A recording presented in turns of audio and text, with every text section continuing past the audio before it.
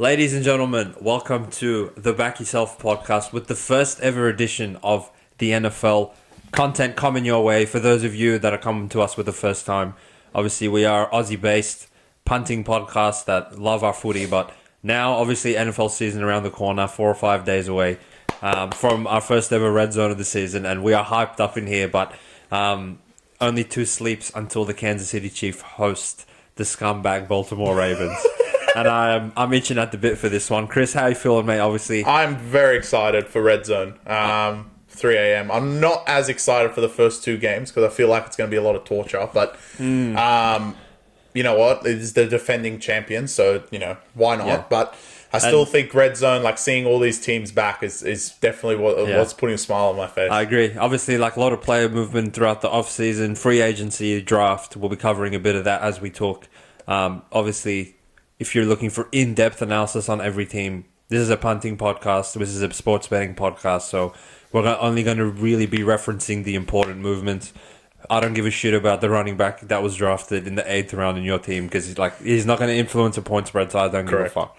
Now, in saying that, very excited to see Kansas City host the Ravens on opening night. But just before we get to our round 1 predictions and previews, we thought we'd give a bit of a futures perspective of how we see the season playing out. So, Christopher, if you want to let the audience know who you think will be making the playoffs, both AFC, NFC, championship games, Super Bowl, hit me with your text right now, my friend. I've got a MVP for you too. Oh, you do? Of course. All right, so predictions for the 2024-25 NFL season. Let's do it. AFC first. We'll start with the AFC. Chiefs right on top. No questions asked. Bengals will win the division and they will be in second. Then we'll go to the New York Jets. I think the Jets will win that division pretty easily. Of course, the one that everyone is selecting, Texans, will win the division. I don't think you can pick anyone else. Wild cards. I am going to go with 2 in the same division, which we've seen in the past, so why not? Let's throw in the Cleveland Browns and the Baltimore Ravens, of course. And the final team is the Miami Dolphins. Over to the NFC, 49ers, probably the most slept-on team I've ever seen. They'll easily win that division. I don't know why there's even speculation over that. Lions. Then we got the Falcons with their brand new team, essentially, with the number of players they've brought in. And then I still think the Philadelphia Eagles win that division. Wildcards, Dallas Cowboys, of course, they will be there. I'm going to go with the Tampa Buccaneers. I think they'll go back-to-back and make the playoffs all over again. And my final team, this is the hardest one. I have to say this is the hardest one out of all of them because there's so many idiots that could actually make it. I'm going to go Rams. You know what? I like my Rams. I'm going to put them in. I think they just have a little edge over Green Bay. But none of that matters. Championship game. These are my championship picks. I'm going with the New York Jets defeating the Cincinnati Bengals. No Chiefs. Don't worry about them. They're going to be out a bit before that. Over to the NFC. 49ers to defeat the Lions. We've seen this movie before. It's going to happen again. In the Super Bowl, I'm going to go with the 49ers defeating the New York Jets. And my MVP for the season, talked about last year, not much talk about this year. Brock Purdy will be the MVP. Brock Purdy. For the 49ers. That is my prediction. Obviously, we'll put these one in the archives, mate. We can revisit it come the NFL season review. We can see where we went wrong, right. You guys can laugh at us. We can flex about the picks we got right. And we'll go from there. I think a lot of my picks match up with yours, Chris, but I do have a couple of funky ones in there that let's just get straight to it. AFC East, New York Jets will be winning the division. I'm not scared of no Dolphins or no Bills. I think we get one wild card out of this division, which will be the Miami Dolphins. Josh Allen, he can carry the load, but not all the way to the playoffs, unfortunately. AFC North, this will shock the world, but I believe in Deshaun Watson, and I believe in the Cleveland Browns. I'm getting the best defense in the division, the best home field, and probably a very underrated coach in this division. Kevin Stefanski has won that Coach of the Year award twice, and it's been no fluke. Deshaun Watson, I believe in you. Let's go. Win that division for me. We get one more wild card, and it is not the Baltimore Ravens. It is the Cincinnati Bengals. I believe a year of regression is on the cards for Lamar and co., and they will be missing the playoffs altogether. Now, The AFC South. All right, Texans just go and win the division. No one gives a fuck. We know, like, obviously, CJ Stroud, I'm an avid believer in you. D'Amico Ryans, I believe in you as well. I think you can coach up the lack of talent in the secondary on defensively and obviously on offense. The three-headed monster in attack, like, you just can't look past it. CJ Stroud flicking the ball across the pitch. Also, my MVP of the season, I believe, will be CJ Bleepin Stroud. I believe in this man that much. No sophomore slump for this guy. He's the real deal.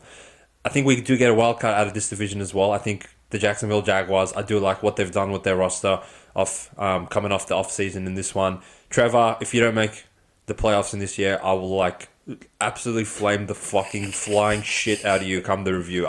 I'm sick of all this hype between you and Herbert. Neither of you pricks do anything, but I believe in you guys. And obviously, with the NFC West, just pack it up, give it to Kansas City, and there will not be any wild card appearances out of this division. So that's my 7. My NFC playoff bracket, I have the Philadelphia Eagles winning the NFC East. No one ever repeats as champions in that division, it seems, in the last 50 years. So Dallas will not be winning the division. They will be getting a wild card spot. However, I do have them in the playoffs. Come the NFC North, Lions, I believe in you guys. I think you'll win the division again. And the Green Bay Packers, I have you guys in the wildcard spot. Unfortunately, I have the Bears just slightly missing out. Maybe next year, boys. NFC South, I do have the Atlanta Falcons winning that division. I think they will run away with it. There's too much talent on that roster to not win that division. And on the NFC West side of things, Niners, too much talent to not win the division. It will be a repeat of last season where the Rams get a wildcard spot and the Seahawks and the Cardinals will be missing out on that. We have the big events of the season, obviously, in the AFC side of things. In the conference championship game, I believe Patrick Mahomes and the Kansas City Chiefs will not be present. And I believe Joe Burrow and the Cincinnati Bengals go into Houston and punch their ticket into the Super Bowl by beating the mighty Houston Texans in that one. I think they're probably just a year too early to actually make it all the way. And on the NFC side of things, you're going to get same story but different result this time. The Detroit Lions will host and beat the shit out of the 49ers to punch their ticket into the Super Bowl, where they will meet the Cincinnati Bengals, and your 2025 NFL champions will be Detroit Lions, and Jared Goff will be your Super Bowl MVP. I believe in this franchise. I believe in Dan Campbell. I believe in Jared Goff and all the pieces on that roster. Let's go, Big D. Let's fucking go, baby. Best of luck, mate. Thank you, my friend. Sounds like 2 completely different looks, but that's the NFL, right? So I think we can just jump into, the actual games for week 1. Even though you've already probably spurred away some of the teams because you said they're fucking awful. Yeah, some of these teams, I mean, like, is there any standouts in your mind of, like, who's just going to be completely insufferable to watch throughout this season? Well, look, I think Carolina will be up there. Carolina, like, even if Bryce Young doesn't improve, wow, they're bad. If you see the same offense out of Carolina going into this season, like, as far as I'm concerned, I wouldn't even put these cunts on red zone. Because how annoying is it, right? You have 6 games going on at once, and you just, like, flick to the Panthers scoreboard, and you just see 3 next to Panthers, like, week after week after week after week. That shit's unwatchable, man. Yeah. Get them out. Well, I actually think it's in the same division that I think is going to be unwatchable. Saints, pack it up. That was my rationale putting Tampa in. I just think, like, Falcons, 4 easy wins. Like, it's very easy wins for both Falcons and Tampa, and most likely they'll split it with each other. So, you know what? They got 5 wins, and 5 wins in your division is very, very good and probably gets you on your way to making the playoffs. So, yeah, I think those 2 teams are insufferable. Yeah, I think, like, Patriots. I mean, of course. Even the, like, storyline of how's Belichick going to do without Brady and blah, blah, blah, like, these cons. Outside of trying to watch their... obviously, Drake May has got the nod to probably be in there at some point after Jacoby Brissett stinks it up. Like, sure, there will be some narrative of, is this guy the future there? But as far as watching the product on the field, I think Patriots are insufferable, personally. Like, get them out of there. I can't bear to see them. So I think that's a perfect segue into opening night, Chris. Obviously, the defending back-to-back Super Bowl champion Kansas City Chiefs host the Baltimore Ravens, who they met and defeated in the AFC Championship game of last season. A short spread, Chris, of either 2.5 or 3, depending on where you shop. what side of the ledger do you fall in this one? Is it the champions or is it the pretenders themselves, Lamar and co? Well, they're pretenders, right? But they pretend during the regular season, so everyone thinks they're good. And what we saw last year was they pretended through the whole regular season. But I'm not going to sit here and be like, I'm going to go against the champions week one yet again, like we did last year. Obviously, this podcast didn't exist, but we were on the lines. We were on the line, so we weren't because obviously, like last year, the storyline was Chris Jones is not there. Travis Kelce did his knee before, and he wasn't there, and you were still getting 5.5 points with Detroit, which obviously, in hindsight, performed very well against the spread. Had a very good season. I think they were a little bit slept on, and even in that situation where Chiefs literally ran out there with Mahomes and nothing, pretty much Detroit needed that pick six to get home, which could have gone either way if that wasn't the case. I think, from my perspective, the Kansas City Chiefs, they're such a class organization and they carry themselves in such high regard that they know they started last season coming off a championship and losing on their home soil to start the season in front of their Chiefs faithful fans. And I think they will actually really get up with this game to make sure that does not happen in back-to-back They're years. going to win for Taylor Swift again. They might win for the Swifties. And only having to lay 2.5. Look, if you can shop around and get 2.5, you don't have to lay 3. And, this is a shootout where Lamar puts points on the board, and so does Mahomes, obviously, because he's Mahomes. And you will get a walk-off game-winning field goal from Harrison Butker. Like, in my opinion, I would lay the 2.5. I'll take the Kansas City Yeah, I Chiefs. can imagine that happening. And look, Lamar, you're going to lose to these losers in AFC Championship game. You may as well lose on opening night as well. I don't want to see you pricks. I don't want to fall for this story of the Ravens are going to do whatever just to see them fuck it up in the playoffs. Well, even if they, in my opinion, even if they go out and actually win this game in Arrowhead, I think everyone's still going to have in the back of their mind that these cunts suck ass and, stunk it up when it actually mattered. When but, it mattered, there's too much, in my opinion, there's too much unknown with Baltimore. The defense has been essentially stripped of whatever they had last year. And Lamar, he didn't play that great offensively last year. So, without the defense essentially holding the other team to less than 20 points, Lamar's going to go out there and get 24 maybe on his own. And I don't think that's going to happen. We saw Kansas City, especially in the playoffs, real dial up their defense. If they're going to be as fired up as that, I can't see Lamar scoring 20. So, and you got Patrick Mahomes at the other end.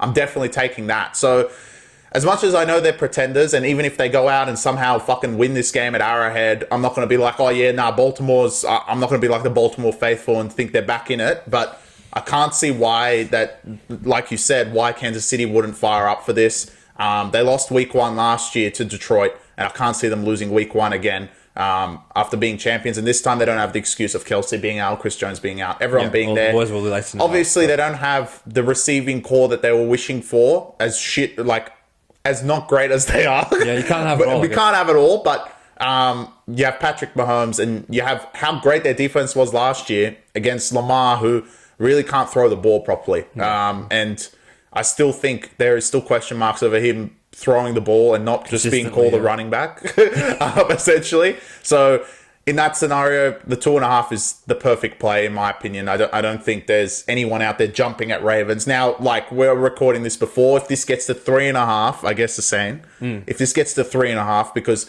I'm assuming there will be a lot of push on Kansas City on the day as well. Possibly, yeah. Obviously, all the Swifties will be backing them and whatever. But if you... Obviously, on the other side of the hook, I'm not as excited to lay 3.5 with Kansas City. And if anything, I probably would take the Ravens. But in Kansas City, only having to lay 2.5, to me, it's a no-brainer. Yeah. It might seem square on surface level, but I don't think people have accounted for all the change on the offensive line of Baltimore, losing a lot of players on the defensive line in addition to that, where, again, Lamar was kind of a MVP. His first MVP season lit the entire fucking NFL, the league on fire. Was putting up so many points per game, 40 touchdowns, etc., etc.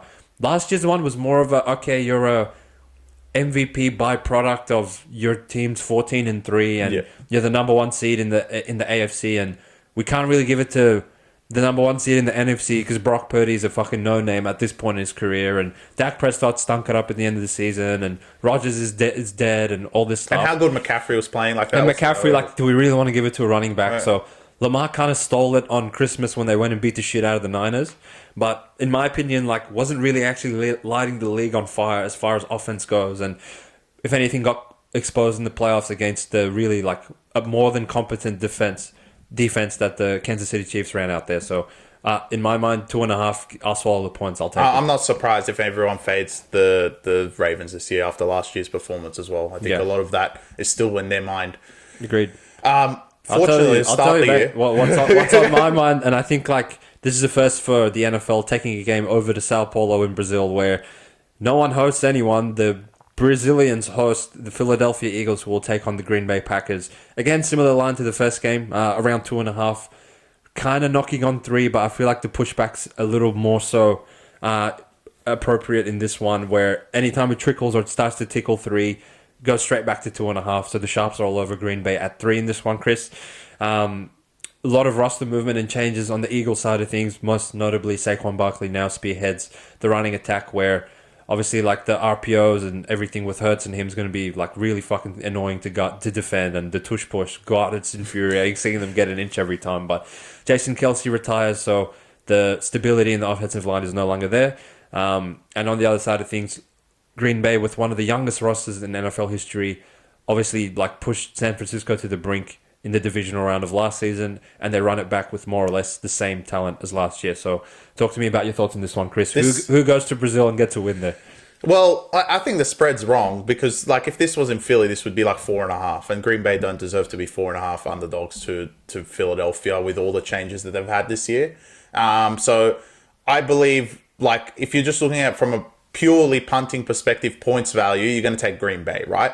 But I have a sneaky suspicion that Green Bay won't be as great as they were, and they were fantastic last year, but to be honest, there was a lot of the fantastic and brilliance was very underrated. Like, no one really believed in Green Bay until like round 11, 12. Yeah, literally no one even talked about. They couldn't score. So the blitz towards the end of the season of showing how great they are, going to Dallas and winning that playoff game and then pushing Niners pretty much to the limit, and they made the Super Bowl, it always will show like, oh yeah, Green Bay's actually very good and they should be better this year. But you mentioned it in CJ's take that you don't think he's going to have a sophomore slump, and I think Green Bay might. Okay. They're very young, and they probably have a lot more in their future in the next couple years. I think this year in general, they might I think they'll underperform. And that's why I was actually last second changed Rams and put Rams in instead of Green Bay, because I trust the experience of McVay and the offense than over Green Bay, because a lot of parts of Green Bay's season last year wasn't great. So how can you just say the last 8 weeks, oh yeah, they turned the corner and all of a sudden they're, 2-point underdogs to fucking Philly, who, these guys made a Super Bowl. They've proven, obviously they stunk the bed last year, but Hurts has proven, Saquon, he's at a club that actually can fucking score outside of fucking Giants, which we'll get to them. But in this one, going to swallow the points, I think. 2.5 is short, and I believe in Philly, if it was 4, I would probably take in Green Bay. But in a neutral scenario, I just don't know how well Green Bay is going to travel over Philadelphia. So I'm going to trust the team that has been there and done that. I'm going to go with the Eagles -2. I just think they're just going to get the job done. I think this is more likely be a field goal victory, and having the hype in a close game for the Brazilian fans. I think it's going to be close, and it will be an Eagles victory. Yeah, I respect it, mate, but I'm on the opposite side of you in this one. And a lot of my rationale, obviously I picked Eagles to win the NFC East, and I think you will get a different Eagles team towards the back half of the season compared to the start. Obviously, the reports that Jalen Hurts and Nick Sirianni hate each other, well, I guess that will be put into the test early in the season, but I do see it may be taking a little bit of time for the Eagles to piece together everything on both sides of the field. In my opinion, a lot of roster movement for them on offense and on defense. And not only that, both the coordinators have been changed as well. So a preseason where they didn't really run out many starters at all, and now you're expecting them to take the show into another country with new defensive coordinator, new offensive coordinator, new play callers, and a whole bunch of new players, when I think the advantage for Green Bay, in my opinion, is, yeah, sure, they were young, and you might get a sophomore slump out of them as the season progresses, but in the first week, they're pretty much running it back with a lot of the same personnel and coaching staff that got them to the divisional round last season. So, if anything, if it gets to 3, I would love to take the 3 in my favor because in the situation where there's a walk-off field goal from Philly, then I'm covered with at least getting my money back on a push. But in the situation that it closes at 2.5, I would love to tease them up to 7.5, 8.5, because I think you'll get a close game either way. And if Eagles were to win by a touchdown, you get that leg home. But second to that, I would actually probably just sprinkle most of the money on money line. I think Green Bay escaped this one in a victory, and they headed back to Wisconsin with a win next to their name, and they start the season 1-0 in my opinion. All right. Agree to disagree. Yeah, we'll circle back to this obviously in the review. Yes, agreed, mate. And now we get on to the real shit. Now, red zone. For all you people in America, obviously, like, you just set Sunday aside, and you know it's all right. NFL starts at maybe 11 a.m., 12 p.m. right in the afternoon, and you tell the wife, all right, go look after the kids and don't talk to me for 10 hours. I wish we had that luxury. Obviously, with the time zone disparity here in Sydney, Australia, we will be sitting in front of the TV. I already have my alarm ready to go. Monday morning, 2:55 a.m. sharp. There's sleep is for the week. Yeah. Here at the Back Yourself Podcast, doesn't matter any time of the day, we'll get our NFL fix in. It's like a drug for us. And starting our red zone, well, they all start at the same time, but in my opinion, this is the most funniest game and the one I'm looking forward to the most. We have my Atlanta Falcons hosting my Russell Wilson-led Pittsburgh Steelers. Trying to figure out which one you're going to choose. Which, will he go to Pittsburgh and cook after setting the kitchen on fire in Denver last year? I think that's what Mike Tomlin will be hoping for, but unfortunately, I really don't see the offensive line, run game, or the support for Russell Wilson to do anything this season.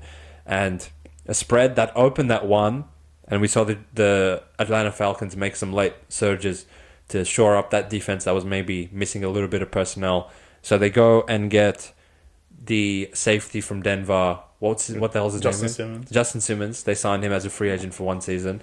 And obviously Patriots have just packed it up. So they just send them Matthew Judon for a 3rd round pick to shore up their edge rushing as far as the defensive line goes. And they have a brand new offense spearheaded by my boy Kirk Cousins from my team, the Minnesota Vikings. We saw this open at 1, obviously with the additions of the new talent. Now this is all the way to 3.5, Chris, on the other side of the hook. So are you excited to lay 3.5 with these mighty Atlanta Falcons, Chris? Talk to me about what you I can't say I'm excited, but I think it's the right side. Clearly, everyone's taken them, but it's kind of scary to think that you're going to take -3.5 against Mike Tomlin in the first game, especially with how good the Steelers' defense is. And I just think in this scenario, Falcons have everything going for them. They're probably the talk of the town in terms of signings. Kirk, Judon, Simmons. I mean, they've got it all, right? And they've really shored up their team from what they had last year.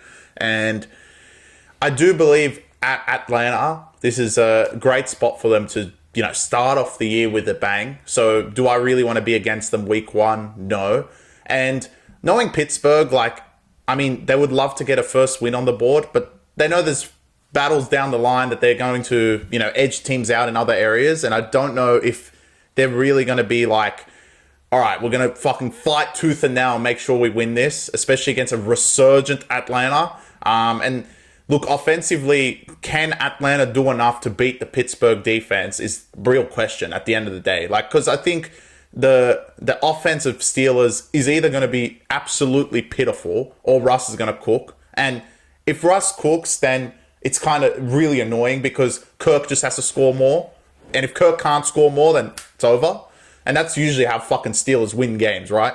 Because their defense just plays so good, even gets scores for them because they can't score, and they win the game. So in this case, I'm going to back the offense of Atlanta. Kirk is going to go there and cook it up and win this game. 3.5 is a stretch, but I don't see in the next couple of days that any scenario it's going to be pushed back to 3 flat. I'd love to get 3 flat, but I just don't think it's there. So probably, gun to my head, I will take 3.5 and just hope for the best with Atlanta, and that they actually, their preseason hype actually reflects in the actual season and not go ahead and lose at home to Steelers, because whatever happened in the fucking off season with whoever you signed, if you're going to lose to Steelers at home, then What's the Yeah, point? what the fuck was the point? Exactly. Like, in my mind, it's actually infuriating that the line has climbed up to where it has. But that is not a problem for those that are on our Back Yourself Premium. Obviously, we're a tipping service where shopping around in lines, especially in the NFL, means the most because, everyone knows the stats. Like 11% of the games fall on the number of exactly 3. And whether you're laying 2.5 or 3.5 makes a massive difference. So we've already sent out 2.5, knowing that this line would climb to 3.5 in the Falcons' favor. But if I was advising what we would do right now, I don't think it's about at 3.5, Chris. Like similar rationale to the Eagles game. Sure, this Falcons team is star-studded now, but a lot of these stars haven't played with each other. They quarterback play last season was just absolutely putrid, and you saw it towards the end of the season. Even Bijan Robinson wasn't getting a run. I don't know what the fuck they were doing. Now, will it take a little bit of time for them to figure it out on offense? Maybe not as much, because talent is talent at the end of the day, and it doesn't take a fucking genius to draw up a play for Drake London or to hand the ball off to Bijan Robinson or peg the ball at the tight end. But can I go ahead and expect them to beat the frisky Pittsburgh Steelers who perform so well as underdogs, and everyone has seen the Mike Tomlin stats of he covers 65% of his games as an underdog and all that yada yada.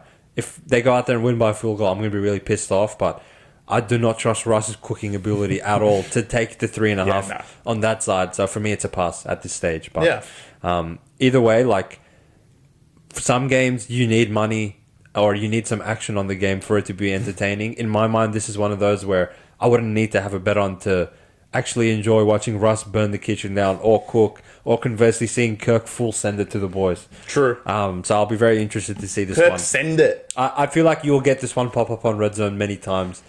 Not only for splash offensive plays, but there will be some degeneracy involved in terms of some fumbles and some interceptions thrown. With both defenses. And Falcons, if you don't delegate 3 cunts to blocking TJ Watt, I've seen everything with you guys. Falcons, Wake up.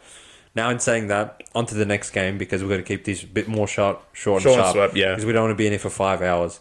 The Arizona Cardinals are on the road in the mighty Buffalo Bills Stadium, catching 6.5 points with the second biggest line of the round of opening week in the NFL, second to the Patriots only.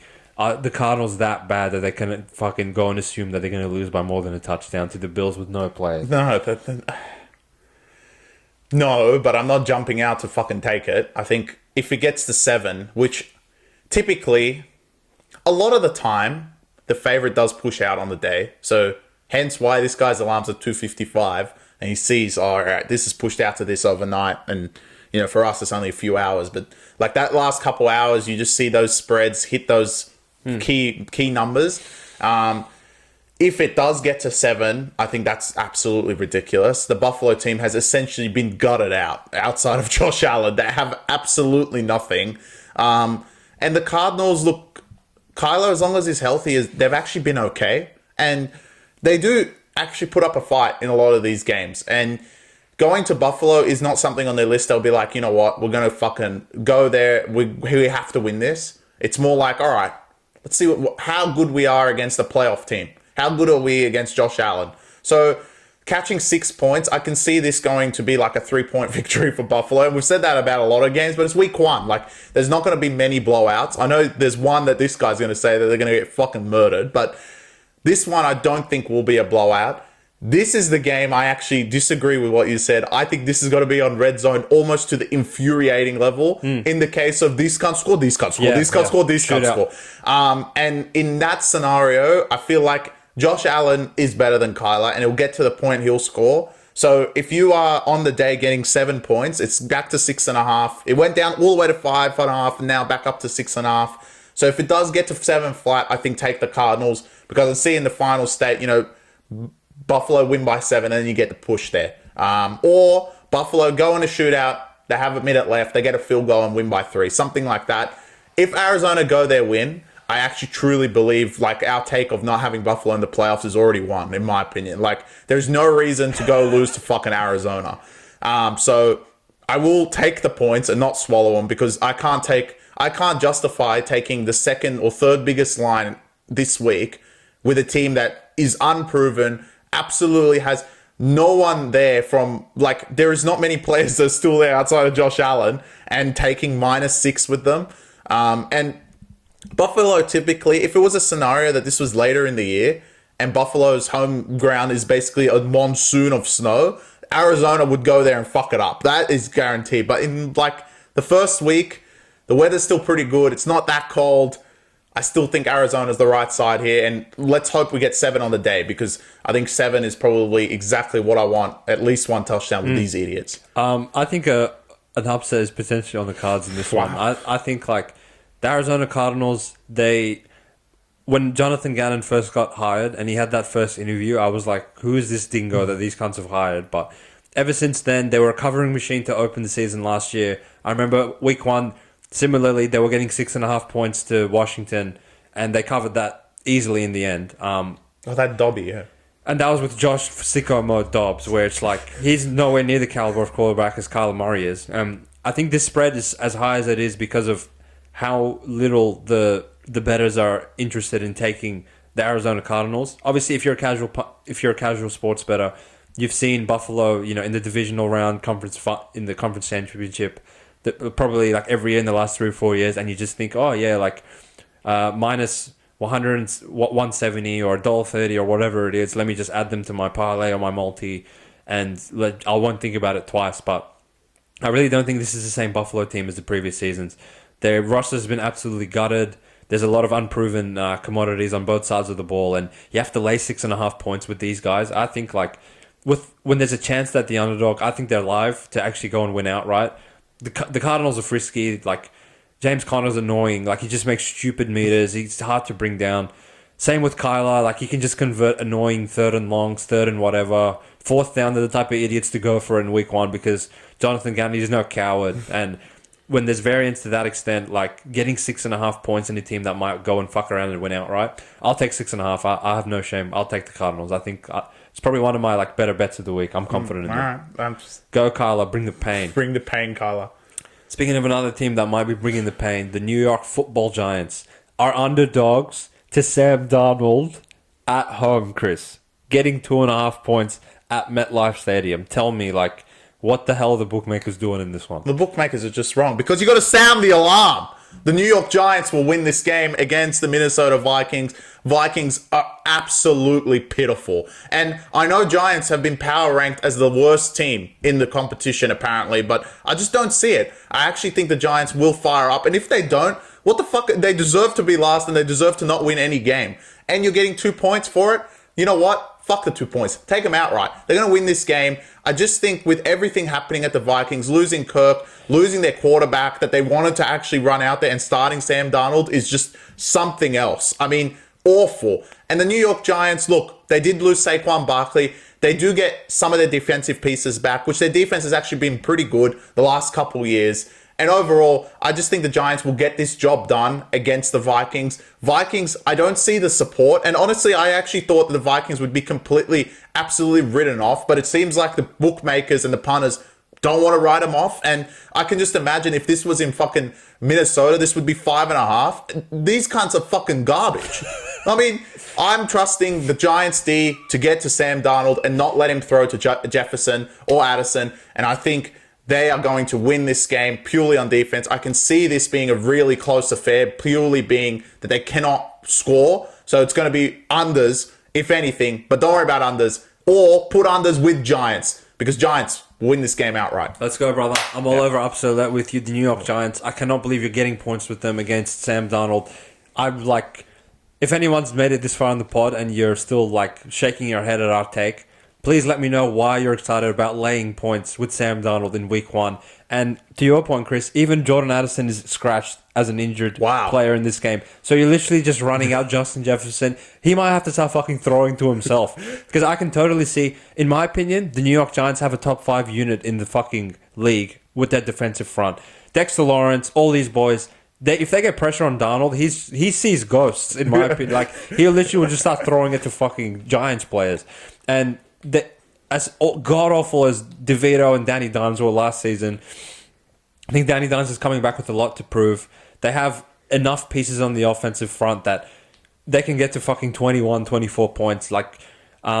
like even the Vikings' best pass rusher has left the building, so I don't even see like a standout stud player that will like get to Danny Dimes and force him to do stupid shit like he did last season. I can't believe this is plus 210 on the fucking money line. Don't worry about the points. Take the Giants. Let's fucking go. Well, baby. even your boy is out, isn't he? TJ Hawkinson, yeah. Well, he's questionable to play in this one. So I doubt. I maybe he won't play, but even then, like he can play as far as I'm concerned. If I'm Jefferson's throwing, then and for all you that don't know, I'm actually a diehard Vikings fan, and I'm saying this like I do not get the support for Darnold. This guy sucks ass.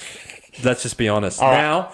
onto the most public team, and I have not seen a team this public at the turn of a page of a season for a very long time. Caleb Williams and the Chicago Bears host Will Levis and the lowly Tennessee Titans that literally no one in the league outside of the people in Nashville give a dog shit about this team. But they are going there as 4-point underdogs. Yes, the Chicago Bears are laying 4 to start the season. Christopher, tell me, are you buying the hype on Caleb Williams, or do you think he will get exposed to start the season? He's going to get exposed, but not to Tennessee. I mean, Tennessee are really bad. I'm actually one of the ambassadors of the Chicago Bears because every week one I always take them, and it's not going to change this week. I'm going to take and swallow the 4 points.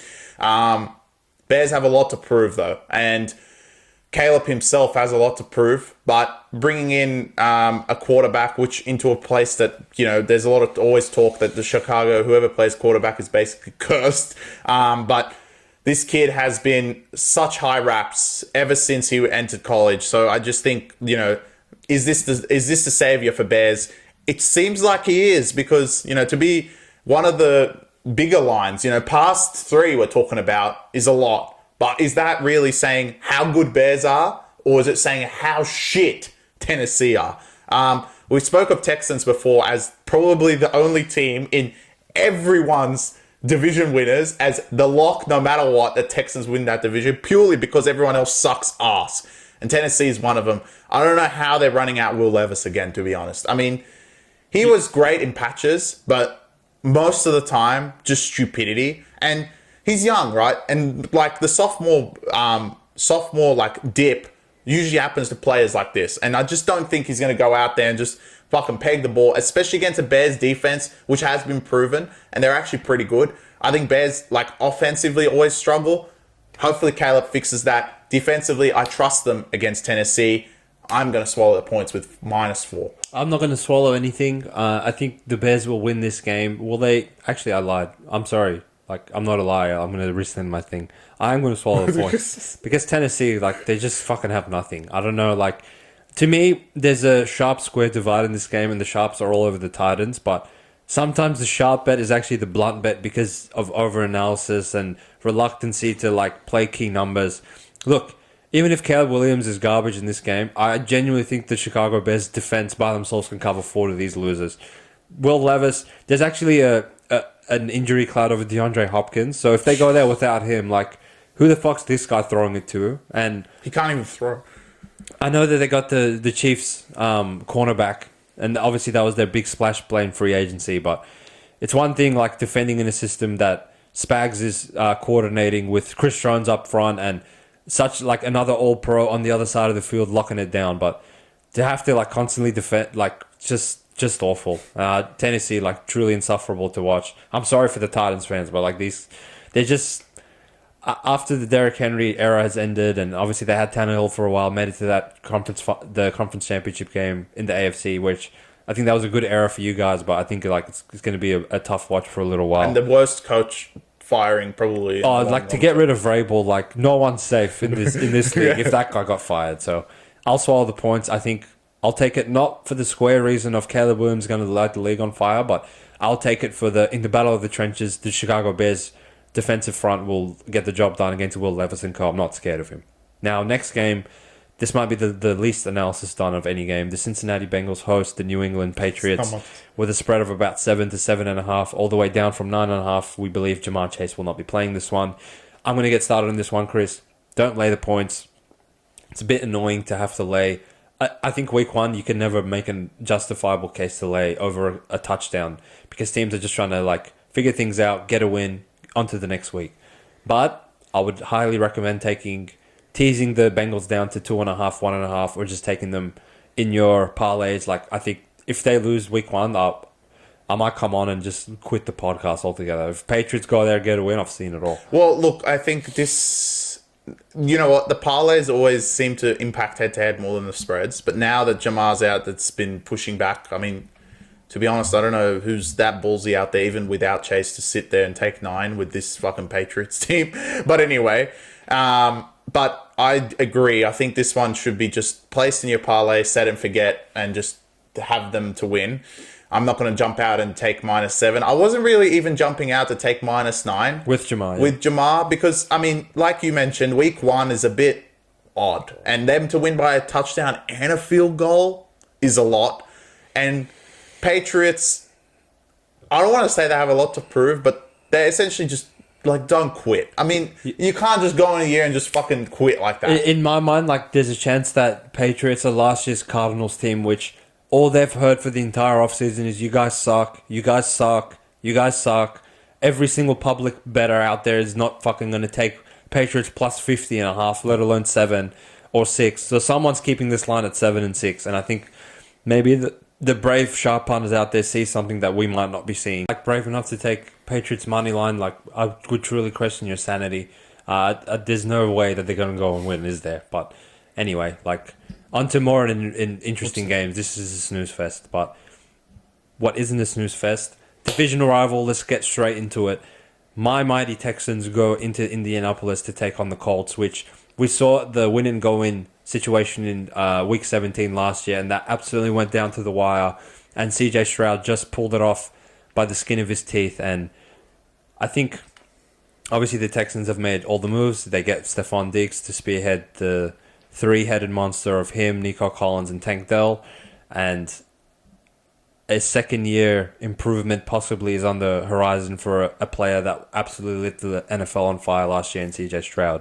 They go into Indy and, you know, opened at about -1, which on face value seemed very, very short in my opinion, and I think the bettors out there have probably agreed with that and bet this around to, you know, you're getting a short price on -2.5 now, and it's pretty much getting to a point where I think come kickoff on Sunday, it will be a consensus -3, if not 3.5, in the divisional rival game of the NFC South in this one. Chris, do you think the Texans start a year off with a bang and get a victory in this one? They will win. Do I want to lay 3.5 in a divisional game? Hell no. So if you got it on early, Premium may have? Premium did get on Premium did. So they got on them early. I think below a field goal, take that on the road, but divisional rivals on the road is a bit scary. Not that I think Colts are good, and I don't believe in Anthony Richardson at all, but it's just not a place that you want to go and lay 3.5. And I think this is just a game that Texans are just going to go there and win. Walk-off field goal likely scenario, or they kick a field goal and end up winning by 3, something like that. Something more than that will be questionable for what Colts are, like their season in general, which we've already said that anyone in that division is already fucked. But the offense of the Texans is very scary if you are going to get Colts at 3.5. With Diggs, Collins, Tank Dell, CJ Stroud, that is a pretty good offense. And we saw it last year, him lighting it up, and like Hussein mentioned, if he's going to be the MVP, he's going to light it up against teams like Colts. So, you know what? I can see people take 3.5. I hope it doesn't get there by game day because, I mean, I want to take Texans. But I really don't want to be on the Colts side in this one at all. But 3.5 is a bit square taking Texans, in my opinion. I think it's not sharp at all. It's just like, all right, I'm just going to take Texans. Regardless of what it is, which is not smart in that first week. So if you're already on it at 2.5, congrats to you. I think that's the right side. If it gets to 3.5 and you're looking at this on game day, bit of a question mark. I would, if I was in that, if I had a gun to my head, obviously I'd take Texans. Even at 3.5? At 3.5. I would as well. If you had the opportunity to skip a game, it would be this one because you don't know what's going to happen in the division game. Look, what we know about division games in week 1, obviously the underdogs, generally, especially the home division dogs, like, everything about that is gives you an incentive as a pro sports better that you would be taking the points and taking the outright victory, because we know the stats back up that that's a profitable bet going forward. But in my opinion, the Texans are just a much better team. Not only are they a much better team in terms of talent, but matchup-wise, we know the weakness of the Indianapolis Colts is their secondary. There's really no one in there to guard any of the three receivers. So outside of a situation where the front really gets to CJ consistently and just puts him under duress for the whole game, I think matchup-wise, it's in the favor of the Texans. And Anthony Richardson, while he has a ceiling of he can be talented, he can make plays with his legs, and he has a big arm, blah, blah, blah. I'm not sure I trust him all the way yet in this big spot in a division game to go and outgun CJ without making a shit mistake at the end to fuck his team over. So in my mind, 2.5 was an easy bet. Shout out to Premium for all the boys that are on -2.5. At -3 flat, I still feel confident in taking the Texans, because I think they'll win by more than a field goal. At 3.5, it's probably better bets on the board, so give it a skip. Yeah. On to the next game in this one, which I'm calling upset potential all over this game. The Jacksonville Jaguars, already in Florida, take the short trip to Miami to play the Dolphins, who are the Week 1 front-running scumbags themselves, through Tua Tagovailoa and all the boys on the offense. Obviously, Jalen Waddle, Odell Beckham, which we won't see probably for the rest of his life because he just refuses to play. And obviously the number 1 rated player in the NFL, which we can have another conversation about that maybe at some other time. But Tyreek, obviously, he puts fear in everyone, the opposition, the defensive coordinator, the head coach, the sports bettors. There's nothing more infuriating than betting against Miami and seeing this guy take it 70 yards to the house. But the Sharps, I feel like, are kind of backing me up here, Chris. Jacksonville, they are short. Opened at 4, went to 3.5, went to 3. Don't see it going to 2.5 at that stage. I'll be like, who are Jacksonville? But at 3, I probably would take the Jags. I think they can go and win. Well, you are the Jaguar. You might have to be the ambassador of the Jags because you've put them in your playoffs as well. But I do not believe in Trevor at all. I think Miami have enough points in them to just blow this out. To be honest, I actually think this might be the shock of the round in the other sense of they're going to get fucking killed. Yeah. Wow. I'm gonna go Miami by more than 10 points. Wow. Okay. I just think Jags Trevor has had a lot to prove, and maybe this year is the year he finally proves that he's actually better than what he is. But I just think with all the hype around CJ, Trevor kind of feels not left out.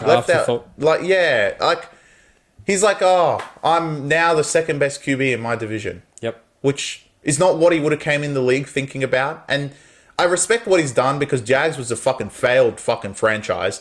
And now they're in playoff contention, according to this guy. But I still just don't think, unless he can prove me wrong, I don't think he is at that CJ level. And he can't make that push. And playing Miami, who are the front-running piece of shit, as soon as they go up a touchdown and they get the ball back, you might as well put another fucking 3 or 7 points on the board. And I don't think Jags have it in them to claw that back.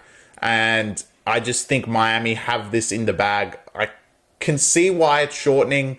Basically, a lot of these lines are heading towards either going up or going down towards that field goal or touchdown scenario.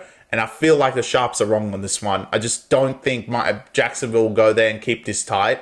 If Jacksonville do, you might as well just take head-to-head. I agree with you. And if they don't, they're going to get fucking killed. And I think the killed scenario is more likely. I totally respect it. I could see a blowout kind of either way in this one. Obviously, the Dolphins' offense is scary, but defensively, I think they can be had.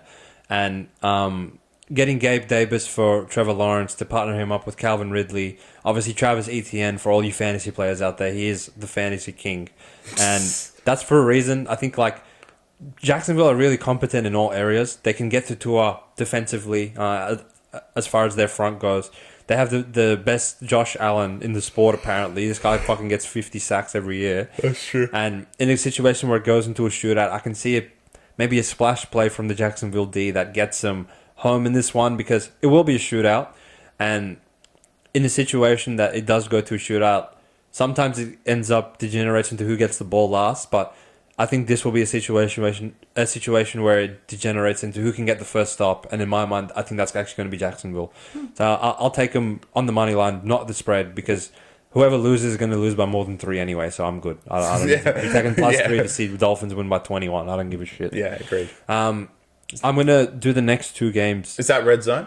Simultaneously, no, because red zone, apparently there's not enough games playing at 3 a.m. that they smuggled in the Carolina Panthers at the New Orleans Saints. Is that at 3? In the 3 a.m. slot. I have to wake up now. Because the division rivalry will continue. The NFL fans have just been waiting on their couch for 6 months to see Panthers and Saints to open week 1.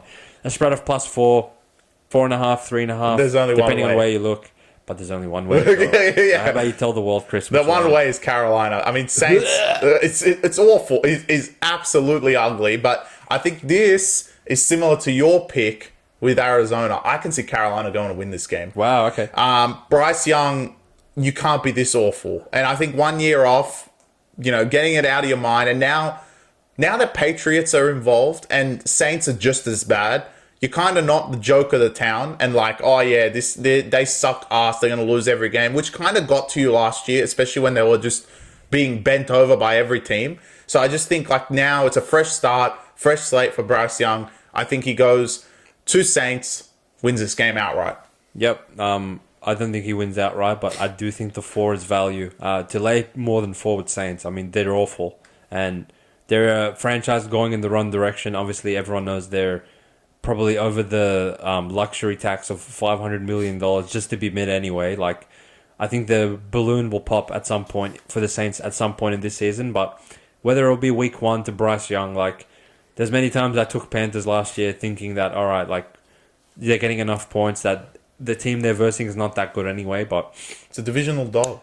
I know. But that segues me perfect into the next game of my Las Vegas Raiders. God. This is not at 3.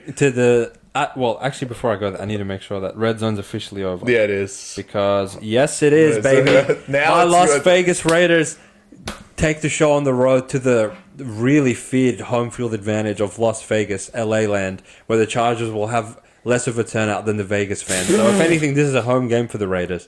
And you're getting plus 3 points, maybe 3.5 if you're lucky, depending on if you can shop around at some sportsbook that's just asleep at the wheel. But the Chargers obviously have a brand new offense with no names, no Keenan Allen, no Mike Williams, no Austin Eckler in this one. But obviously Jim Harbaugh has taken over after his long stint in college, where obviously he won a national championship, but we have not seen him since he coached the San Francisco 49ers to back NFC title games and a Super Bowl.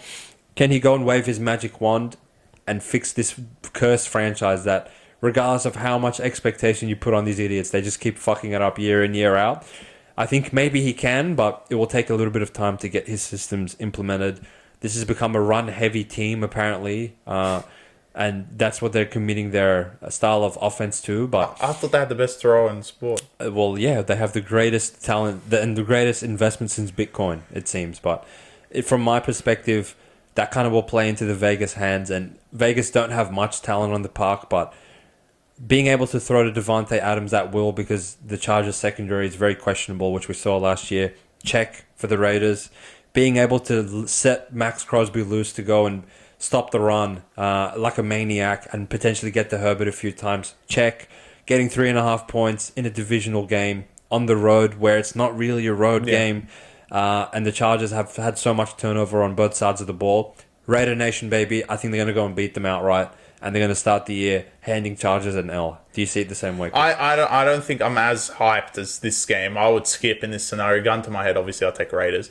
You like them? I like them, but I think Chargers have a lot to prove this year. Is there a lot of pressure on them? I don't think there's pressure on the team. I think there's pressure on Herbert more than anything else. And as much as I just spoke about Trevor being like all these other quarterbacks are overtaking Trevor Lawrence, they've already went past Herbert. I mean, he made a playoffs and fucked it up to Lawrence. So, I mean, and his offensive pieces are really not there this year, what he had last year. So, to be honest, on paper, you could be like, why is this -3? Raiders that bad? Which they are, because Raiders. But they do have a few weapons, and the Raiders' defense a lot of last year was very, very good. One thing I want to say in the back of my mind, even though a lot of the Chargers team has changed, and Herbert wasn't there last time, one thing that Chargers wouldn't forget is when Raiders beat the shit out of them last year and won 67 to 7. Wow. Something stupid like that. 6-21 or some stupid shit. Some stupid. And as much as I want to fade the Chargers because I don't like Herbert and I don't think he's that great, I don't want to be against the team that has revenge on their mind and be like, you know what, you beat the shit out of us last year. We're going to fucking bounce back and show how great we are. If they're great, we have no idea. We didn't have Chargers or Raiders in our playoff fucking picture, but just saying in this scenario. So I'm not jumping at it. I probably will skip this game, most likely. Gun to my head, I'll take the Raiders +3. Respectable, mate. Respectable. But I think you're going to be taking the plus in the next game I bring to your your living room because I know what it is. Unfortunately, the sports book have twisted our arm and forced us into this. This is reluctant from the Back Yourself podcast. It's out of our control. I would love to wake up on Sunday and just watch the games and, you know, back the teams that I've said that I want to back so far and even skip this game. But they've taken matters out of my hands because the Denver Broncos are +6.5 points. 6.5? Yeah, it's +6.5 Jeez. at Seattle versus the Legion of Boom and Russell Wilson and Richard Sherman and they have all of them. Oh no, it's Geno and Metcalf and Tyler Lockett. So yeah, without Pete Carroll, how could they be? What? How could they? The second biggest line of the that is insane. Take Broncos. Close your eyes. I mean, Sean Payton. Come on. Yeah, you made all these changes. You got rid of all these players. You essentially called out Russ from week 1 of last year saying this cunt's garbage. And you completely absolved yourself from any criticism by the mere virtue of, look, this is not my guy. And I've been forced to work with this guy. He can't cook. So if that's fine. But if you're going to go and start your season in week 1 and not cover 6.5 as the second biggest underdog of the week, not to San Francisco or fucking Detroit or Kansas City, but to Seattle... You need a good hard look in the mirror. You need to fucking wake up to yourself. So we're all over the 6.5 in this one, and yeah, like if it gets to 7, wow, I might have to sickening amount of money on Denver, and if in the situation it gets to 7, it feels like people have already faded them from last year. Yeah, they're just like these can't suck. Last year they were good. It started the year great, but Geno is not that great. Yeah. So from one questionable line, we go to another one where the Tampa Bay Buccaneers only lay -3 flat to the Washington Commanders. Chris, help me. Did they get the lines wrong in these two games? They should be swapping them around. It seems that way. I mean, Commanders, from what we saw last year, I can't see with everyone they got to be only 3-point underdogs. And Tampa, like... I don't think anyone can throw away what they did last year. They beat Philly, obviously their biggest quitters of all time. We get it. But then, you know, where else did you want Tampa to go? I mean, Baker was a story throughout the whole year, and he had a great season last year. Most of the team has come back, and they're playing a rookie quarterback in Tampa on the road, and you only need to lay a field goal. It's pretty fucking short. And I believe Tampa will win this game and cover the spread pretty easily, maybe by 7 or 10 points they'll win.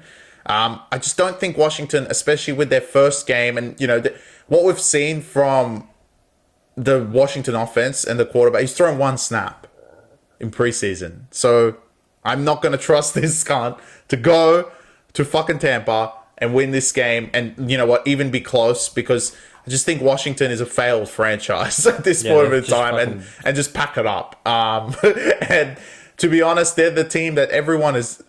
the Sharps, it seems, are fucking backing them because this has been pushed back from 4. Again, maybe another sharp square divide, but I'm in the trenches with the square punters in this one because in my mind, there's very few defensive minds I respect in the NFL as it stands in the season 2024 because anytime I watch, I'm just like, what the fuck? Like, what play call are you guys calling that you would concede X, Y, Z play? It just looks way too easy. But Todd Bowles is one of them. I think he's been around for decades and decades, and I've never looked at a Todd Bowles defense and thought, like, what the fuck are you guys doing? Throw in the fact that there's actually talent on this defense. Like, it's not too dissimilar to the one that actually low-key carried Brady to a Super Bowl. Obviously, Brady did his thing, but people will forget historically how good the Bucs D was all those seasons ago. And obviously, they were very competent last year to allow Baker to do his thing on offense and get into a situation where they're in the divisional round, which no one fucking had them there. Yeah. So I only have to lay 3 with a Todd Bowles defense that is probably going to make things very tricky for a rookie quarterback in his first ever start on the road in Tampa Bay. Give me the 3. I will take -3 and lay that with the Tampa Bay Buccaneers. And speaking of laying things, the first lock of the season, the Cleveland Browns only laying 2.5 points at home to the Dallas Cowboys. I am all over this one, boys. Deshaun Watson, you have been garbage in the last 2 years, but you are due a bounce back year, and people have forgotten who you were in this league with the way you used to carry the Houston Texans, who had nothing at that point as a franchise. And this, in my opinion, is a top 3 defense in the entire sport. All you need to do is put Denzel Ward on CeeDee Lamb and give him a little bit of bracket help, and Dak Prescott will have nowhere else to go. He's going to hold the ball like an idiot for an hour. The Cowboys' offensive line is not what it used to be. Neither is the run game. When they fucking run Zeke out there, this is not 2014 anymore. And Myles Garrett will get in the backfield and cause havoc. I only have to lay less than a field goal in Cleveland against such a popular and public pick in the Dallas Cowboys. Give me the 2.5. Give me the Browns. Get Dallas. Hand them this L to start the season. Let's go, Browns. And Deshaun, I got my eyes on you pricks, but you are my lock of the week. Let's go.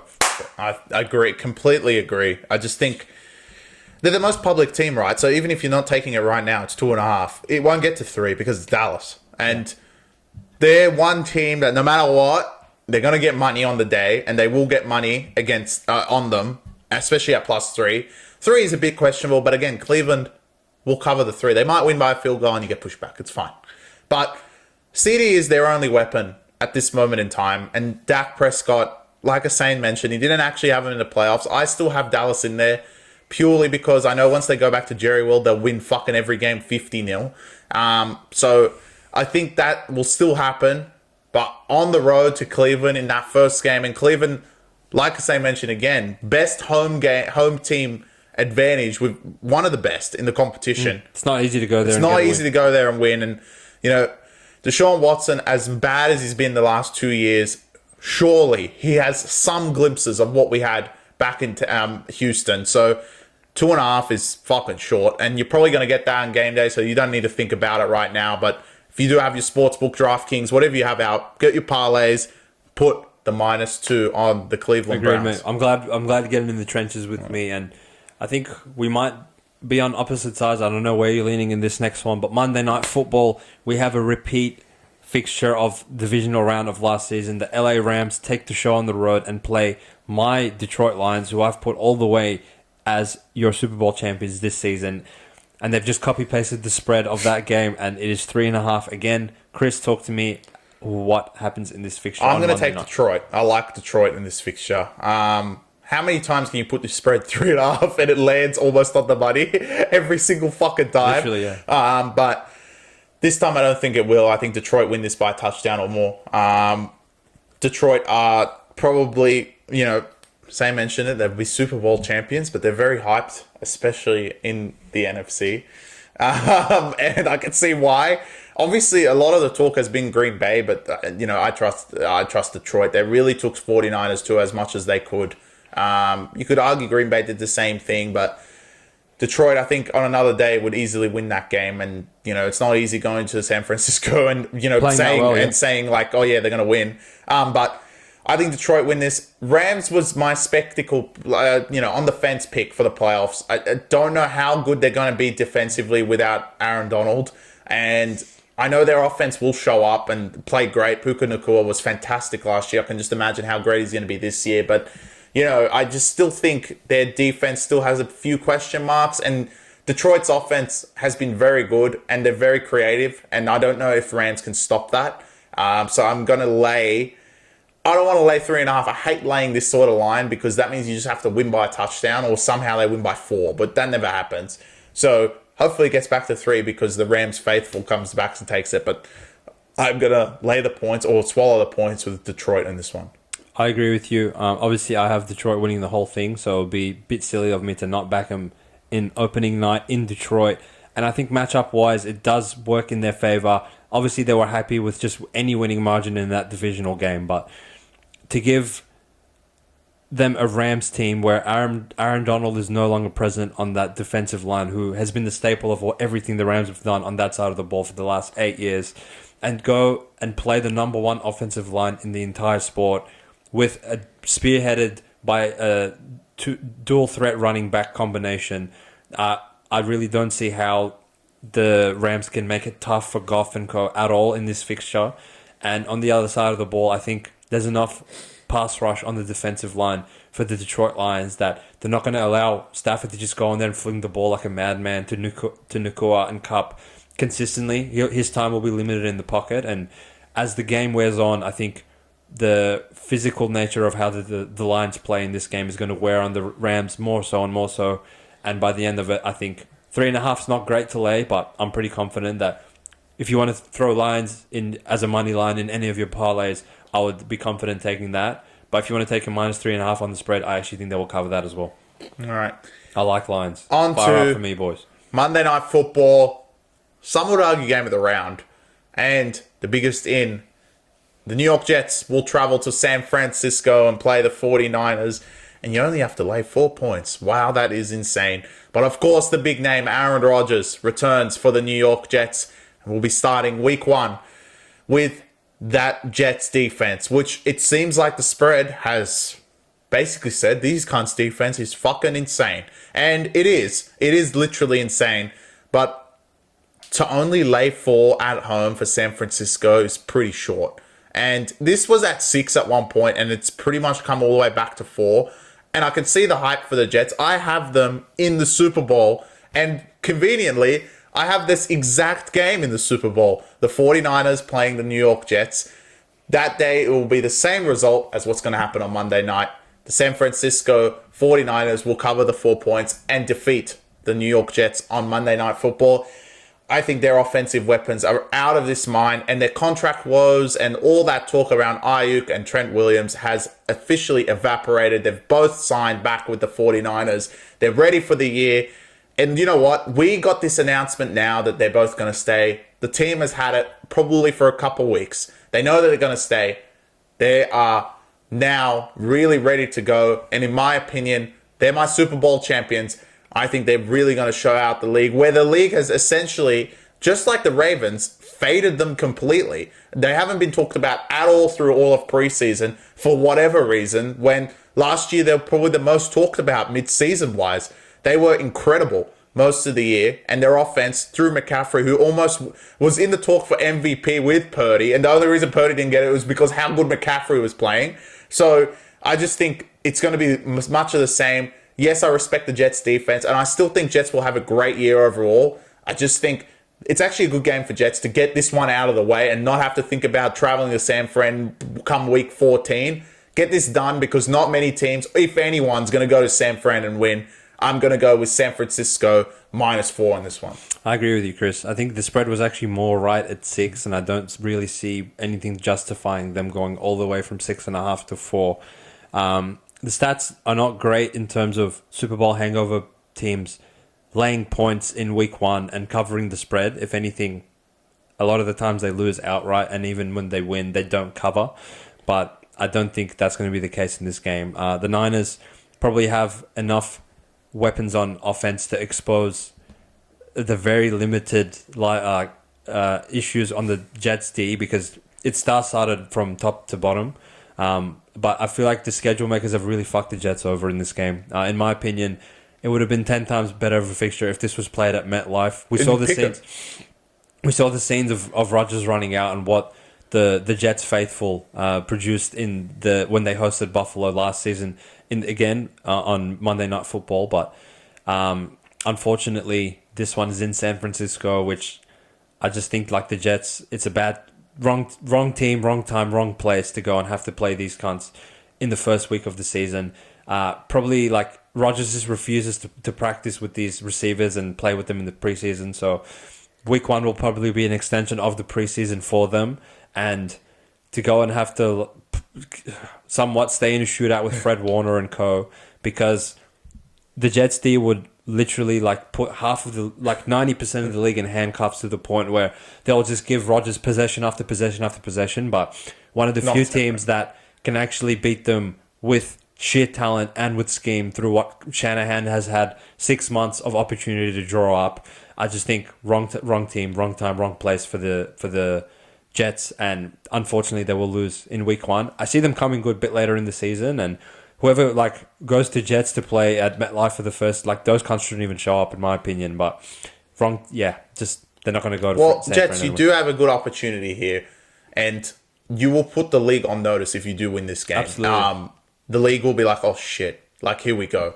And we said this, I mean, we were saying this before the podcast existed, but Jets keeping teams to 20 is a common scenario. Now, can Rodgers keep his team to 20?